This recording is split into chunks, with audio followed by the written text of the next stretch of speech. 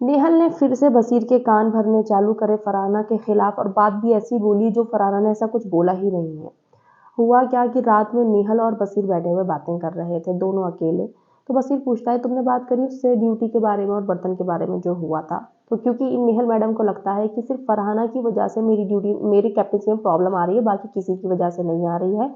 और ये खुद को स्ट्रांग बोलती है, खुद को फ्रेंड समझती हैं, उसका बोलती हैं, मतलब क्लेम करती हैं मैं फरहाना की दोस्त हूँ। क्या हुआ कि सिर्फ एक दिन उसका सर बहुत दुख रहा था वीकेंड के नेक्स्ट डे में, तो उसने लंच नहीं बनाया था और कल वाला लंच हल्का सा लेट हो गया था। तो इनको ये चीज़ बुरी लग गई कि ऐसे क्यों कर रही है ये। ठीक है चलो, अब क्या हुआ? तो वसीले को तुमने बोला कि हाँ, मैंने उसको बोल दिया कि बहन तेरी वजह से ही, मेरे दोस्त की वजह से ही प्रॉब्लम आ रही है बस मेरी कैप्टनसी में, और कोई किसी को प्रॉब्लम नहीं है। तुम्हारी असलियत तो यही है, खैर तुम हो ही घटिया नेहल। तो क्या बोलती है ये यार, जो बसीर बोलता है कि वो इमोशनली थोड़ा सा अपसेट है, वरना स्ट्रांग है फरहाना।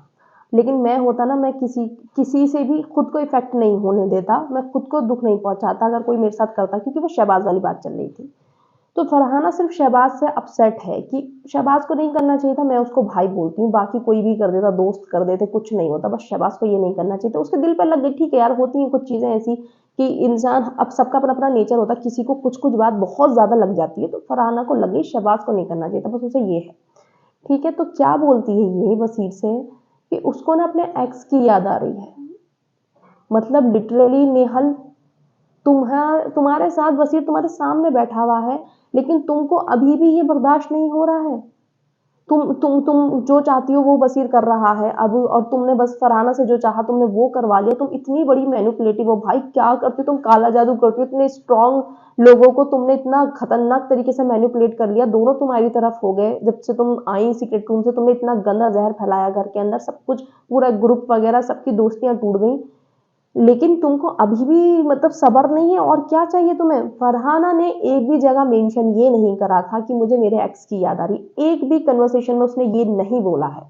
ठीक है, और इनकी नज़र में सिर्फ बॉयफ्रेंड्स ही के आगे पीछे ही दुनिया घूमती है, शायद नेहल की दुनिया सिर्फ बॉयफ्रेंड ही है, सिर्फ लड़कों के आगे पीछे दुनिया।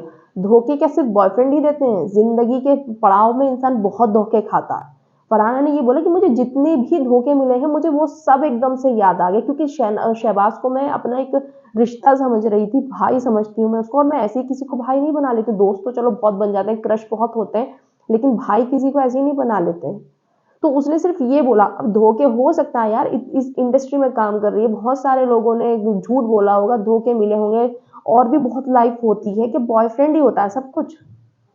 मतलब एक ही इंसान के पीछे दुनिया घूम रही है बस। इस लड़की की निगाह में और कुछ बात ही नहीं, और ये इसने वसीर से क्यों बोली, जबकि उसने ऐसा बोला ही नहीं है कि वसीर उससे दूर रहे इसलिए। अरे बहन, तुम बाहर निकलो, जरा देखो अपनी असलियत आकर, ठीक है? तुम्हें भी पता चलेगा कि तुमने कितनी गंदी हरकतें करी हैं शो में। तुम क्या करने गई थी और तुम क्या करके आई हो वहां से।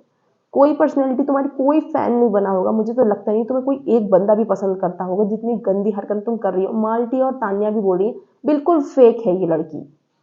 माल्टी ने भी बोला अभी, बिल्कुल फेक है, सब घर में पता है, सबको, पूरा घर बोलता है तुम फेक हो, लेकिन तुम्हारा कोई मुंह नहीं लगना चाहता एक्चुअली में। तुमसे लोग भाव देना ही नहीं चाहते हैं, तुम्हें मुंह भी नहीं, तुम्हें भाव नहीं देना चाहता कोई।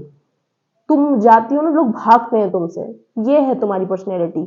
और तुम एक इंसान को अपनी तरफ करने के लिए सामने वाले पे कुछ भी झूठा इल्जाम लगा रही हो कि उसको उसके बॉयफ्रेंड की याद आ रही है।